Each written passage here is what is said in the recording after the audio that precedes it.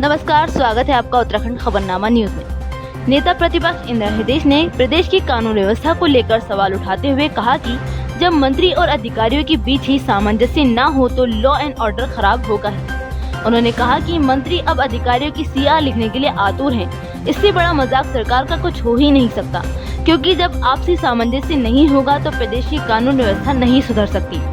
वहीं भर्ती घोटाले की जांच सार्वजनिक हो जाने के बाद इंदिरा हृदयेश ने कहा कि जब इतने बड़े पैमाने पर नकल हुई है तो ये साफ है कि पारदर्शी व्यवस्था का दावा खोखला साबित हुआ है।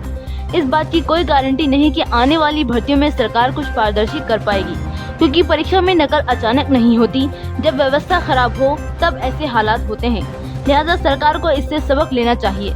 चरमराई हुई है जब मंत्री और ब्यूरोक्रेसी में लड़ाई हो, जब नौकरशाही को लेकर तरह तरह के बयान आए तो कुछ कंट्रोल में है ही नहीं, नियंत्रण में कुछ भी नहीं है। लॉ एंड ऑर्डर तो अपने आप ही ख़राब होगा।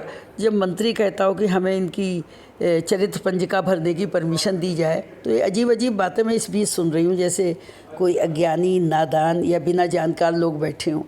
और मुझे तो अवसर मिलेगा तो मैं सदन में ये बात बोलूँगी, इस तरह खिल्ली मत उड़वाइए। इससे सरकार की खिल्ली उड़ती है, मजाक उड़ती है, मजाक उड़ रहा है।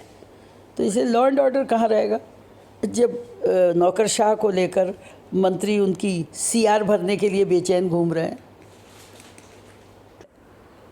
कि नकल ऐसी अचानक थोड़ी हो जाती है, व्यवस्था ख़राब होने से होती है। तो ये चाहिए, इतनी बेरोज़गारी है, लोग परेशान हैं, उम्मीद लगाए बैठे रहते हैं। अब वो परीक्षा रद्द होगी तो दोबारा सही हो जाएगी, इसका क्या? जब एक बार की परीक्षा ठीक नहीं करा पाए, कोई भी भर्तियाँ ईमानदारी से अच्छे ढंग से हो ही नहीं रही हैं। और इस समय की सबसे बड़ी बेचैनी गार्जियंस में, लोगों में अपने बच्चों की रोज़गार को लेकर है, नौकरी को लेकर है।